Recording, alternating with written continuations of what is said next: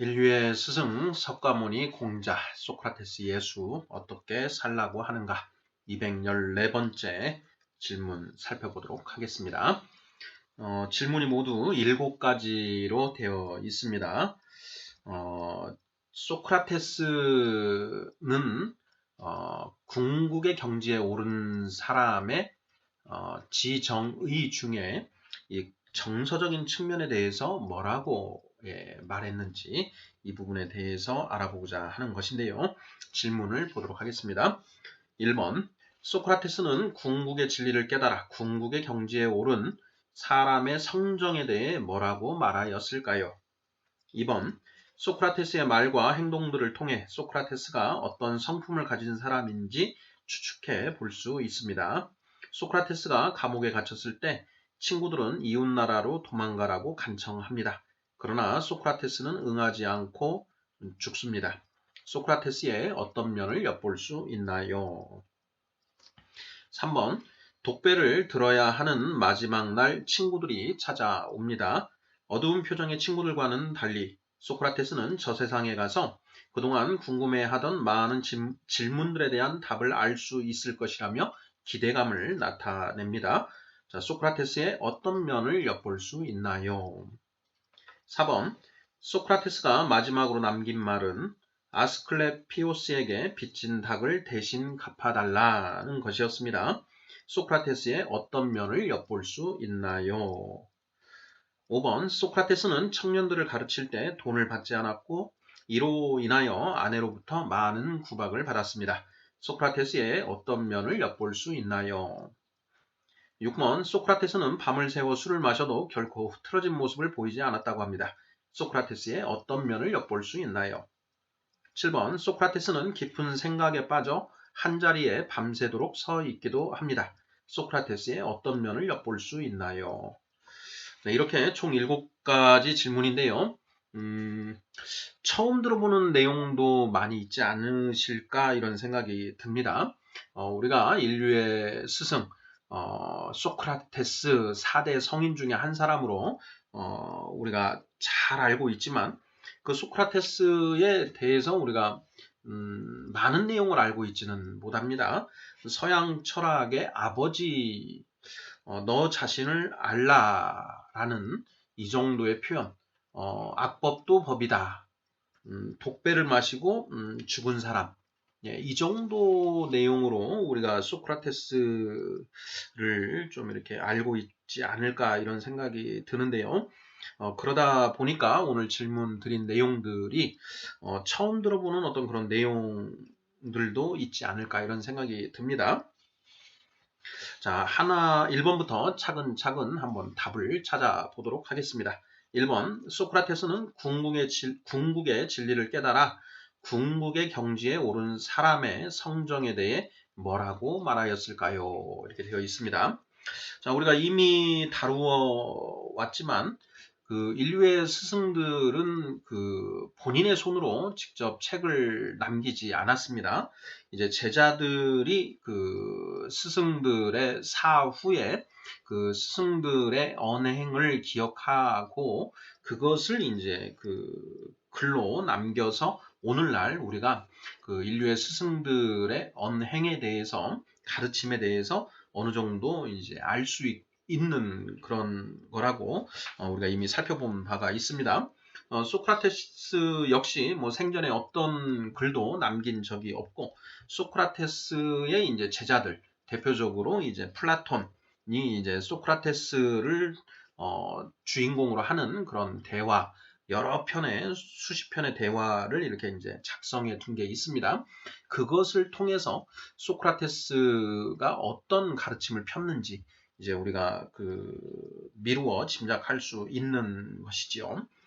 1번에 대해서는 소크라테스의 가르침에 대해서는 플라톤 등 제자들의 글을 통해서 단편적으로 소개되어 있어 일률적으로 정리하여 말하기 어렵다. 네, 이런 취지로 답하면 거의 정답이 아닐까 이런 생각이 듭니다. 2번 보겠습니다. 소크라테스의 말과 행동들을 통해 소크라테스가 어떤 성품을 가진 사람인지 추측해 볼 수 있습니다. 소크라테스가 감옥에 갇혔을 때 친구들은 이웃나라로 가라고 이웃나라로 도망가라고 간청합니다. 그러나 소크라테스는 응하지 않고 죽습니다. 자, 소크라테스의 어떤 면을 엿볼 수 있나요? 자, 이런 질문인데요. 자, 먼저 생각해 볼 수 있는 것은, 자, 친구들이 도망가라고 했음에도 불구하고 도망가지 않는 그런 면에서, 삶에 연연하지 않는 태도, 생사를 초월한 어떤 그런 그 거장의 풍모를 이제 엿볼 수가 있습니다. 자, 아울러서 소크라테스가 이제 그 했다는 말로 우리가 잘 알고 있는 악법도 법이다. 이렇게 이제 소크라테스가 감옥에서 친구들에게 그런 취지의 말을 했다라고 우리가 흔히 알고 있는데요. 국법을 준수하고자 하는 그런 그 책임 있는 태도, 그러니까 아테네의 그 지식인, 아테네를 대표하는 그런 어떤 지식인으로서의 그 풍모를 드러내는 거죠. 국법을 준수하는 그런 어떤 책임 있는 태도를 엿볼 수 있지 않나. 저는 이렇게 정리를 해 보았습니다.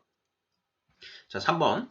독배를 들어야 하는 마지막 날 친구들이 찾아옵니다. 어두운 표정의 친구들과는 달리 소크라테스는 저 세상에 가서 그동안 궁금해하던 많은 질문들에 대한 답을 알 수 있을 것이라며 기대감을 나타냅니다. 자, 소크라테스의 어떤 면을 엿볼 수 있나요? 하는 질문입니다. 독배를 이제 마시기로 정해진 날, 이제 죽어야 하는 그 마지막 날 친구들이 찾아오고 소크라테스는 이제 그 친구들과 이제 그 대화를 나눕니다. 그때 이제 친구들은 당연히 이 소크라테스를 마지막으로 보는 것이기 때문에 어두운 표정, 침울한 표정일 수밖에 없는데 소크라테스는 오히려 그 친구들에게 왜 이렇게 표정이 어둡느냐 하면서 이제 오히려 농담도 하고 그런 그 모습을 보입니다. 자, 그때 이제 소크라테스가 친구들에게 나의 죽음을 슬퍼하지 마라. 나는 저 세상에 가서 그동안 내가 궁금해해 왔던 많은 그 질문들에 대한 이제 정답을 알 수 있을 것이다. 라고 하면서 이제 기대감을 나타내지요. 자, 이런 소크라테스의 모습을 통해서 우리는 소크라테스의 어떤 면을 엿볼 수 있을까요? 하는 그런 질문이 되겠습니다. 첫째로는 진리를 정말 알고자 하는 그런 모습을 볼 수가 있다라고 할 수 있습니다. 그리고 또 두 번째로는 소크라테스는 영혼 불멸설을 주장합니다. 그래서 영혼은 소멸되지 않고 존속한다는 것에 대한 확고한 믿음을 표현하고 있다라는 것입니다. 그리고 소크라테스는 이생뿐만 아니라 내세가 분명히 존재한다라는 것을 이제 믿고 있었고요. 그런 어떤 자신의 그 믿음에 정말 그 믿음을 확신하는 어떤 그런 모습을 볼 수가 있습니다.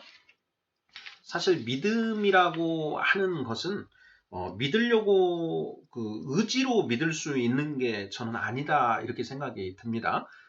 우리의 지정의 중에 이 지적인 측면이 머리로 그러한 내용들을 깨닫지 않으면 믿어지지 않는다. 그러니까 인간의 이성으로 납득이 되면 저절로 그렇게 생각이 된다라는 것이죠. 소크라테스는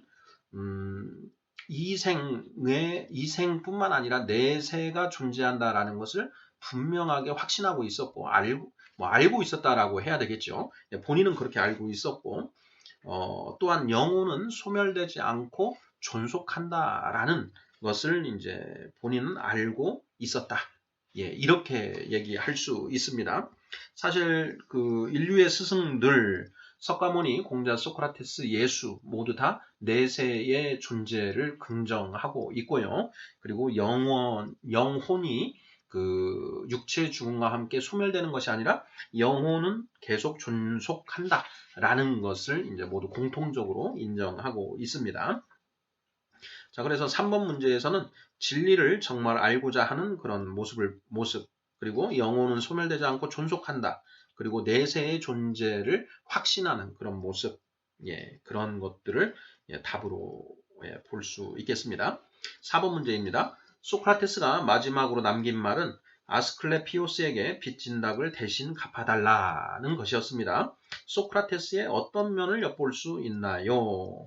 자, 소크라테스가 이제 독이 든 그 음료를 마십니다. 그리고 이제 그 독이 퍼지도록 그 방 안을 이렇게 빙빙 이제 걷습니다. 걷다가 이제 다리가 묵직해지고 하면 이제 침대에 눕는데요. 침대에 누워서 이제 점점 정신이 혼미해지는 가운데 마지막에 그 친구에게 임종을 지키는 친구에게 아스클레피오스에게 빚진 닭을 대신 갚아달라라는 말을 남깁니다.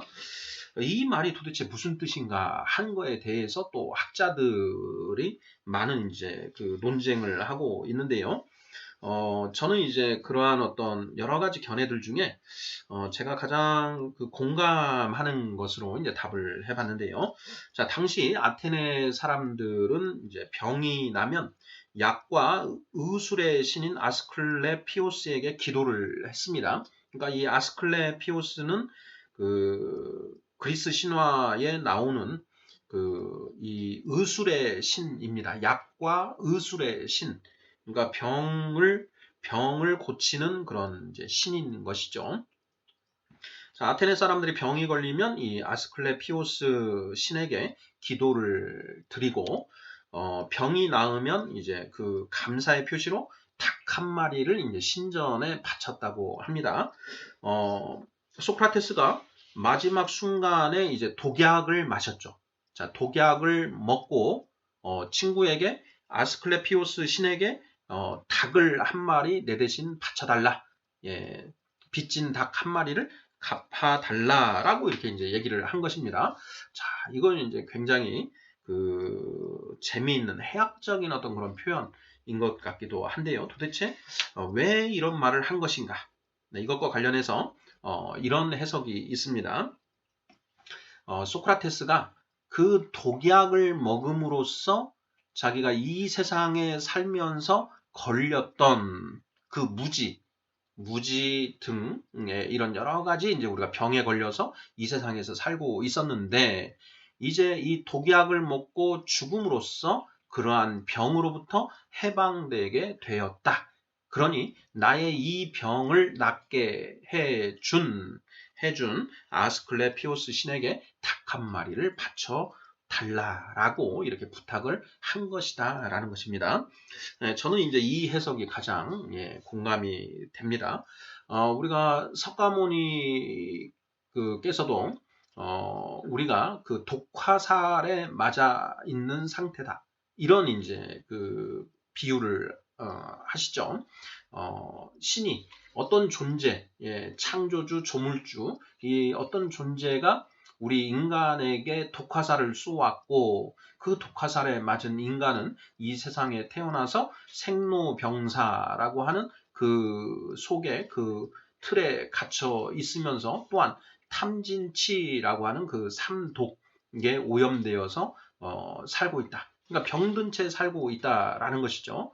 자, 그것과 같은 입장이 아닌가 싶다라는 겁니다. 소크라테스는 우리가 이 세상에서 병이 든 채 살고 있다가 비로소 죽음으로써 그 병에서 해방된다라고 보았다라는 것이죠.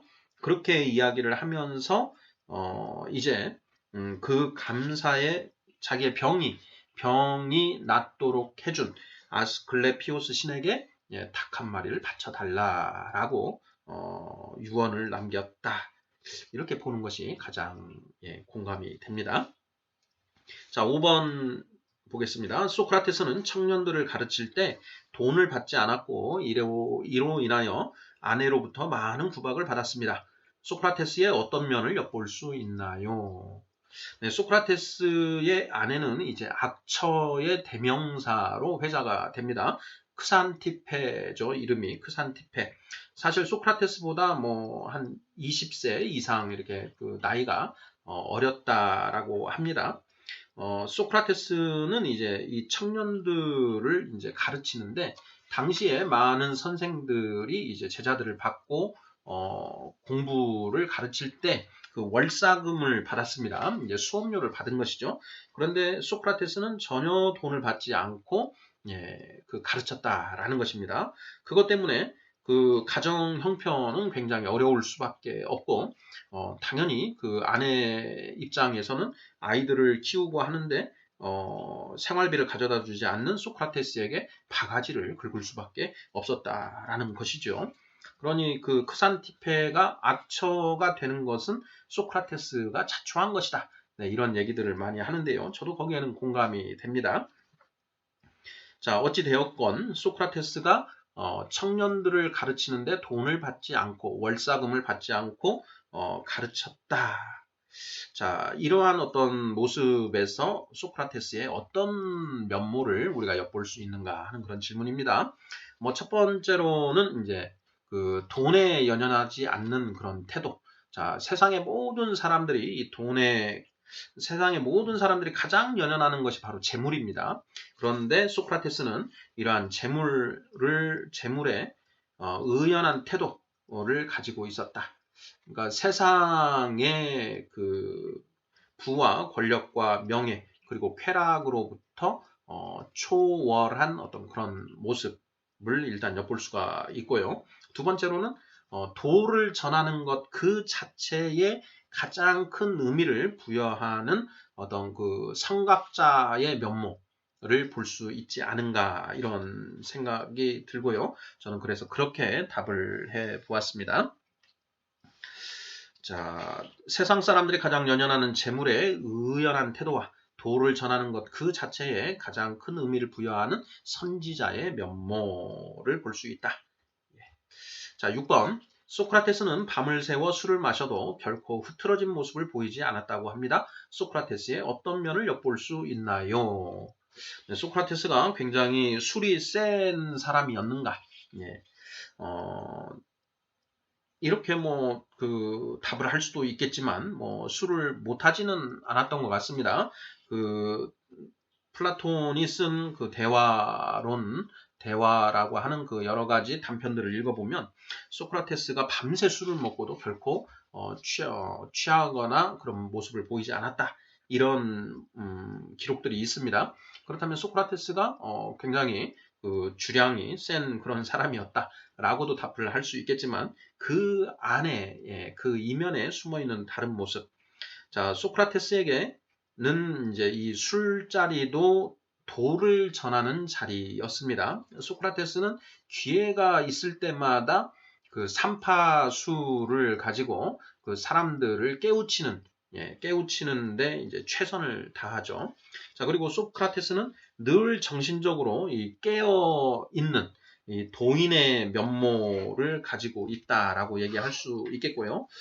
또 나아가서 자신을 그 정말 절제하는 어떤 그런 모습, 절제하는 모습도 엿볼 수 있지 않나라는 그런 그 생각이 듭니다.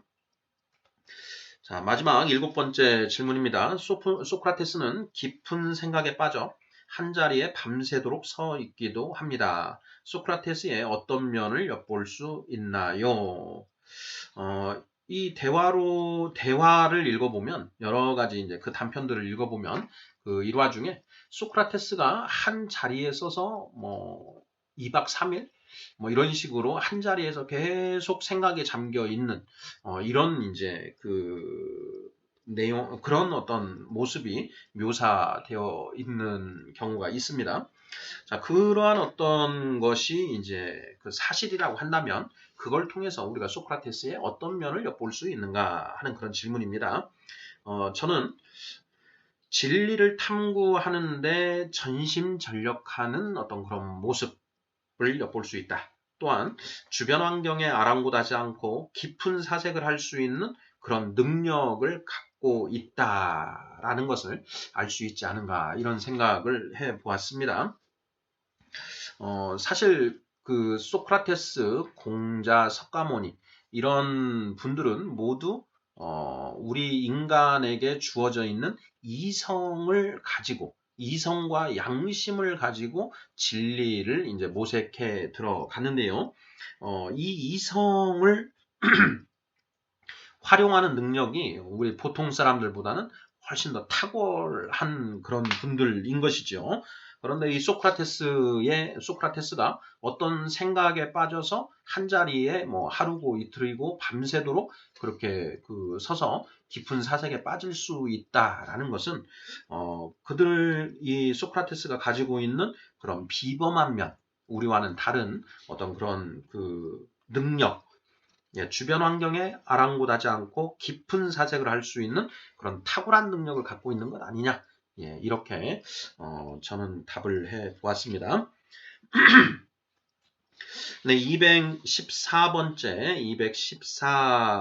질문들은 소크라테스, 자, 궁극의 깨달음을 얻어서 궁극의 경지에 올라 있는 소크라테스는 이 궁극의 경지에 오른 사람의 이 지정의 중에 정과 관련해서 어떤 가르침을 펼쳤는가, 이런 이제 거에 대해서 찾아보려고 했는데 그것만 따로 정리되어 있는 내용을 찾기는 어려워서 소크라테스의 말과 행동들을 통해서 우리가 궁극의 경지에 도달한 소크라테스 그 본인이 어떤 정서적인 면모를 가지고 있는지 이렇게 질문을 내고 살펴보았습니다. 네, 214번 질문은 이 정도로 살펴보도록 하겠습니다. 감사합니다.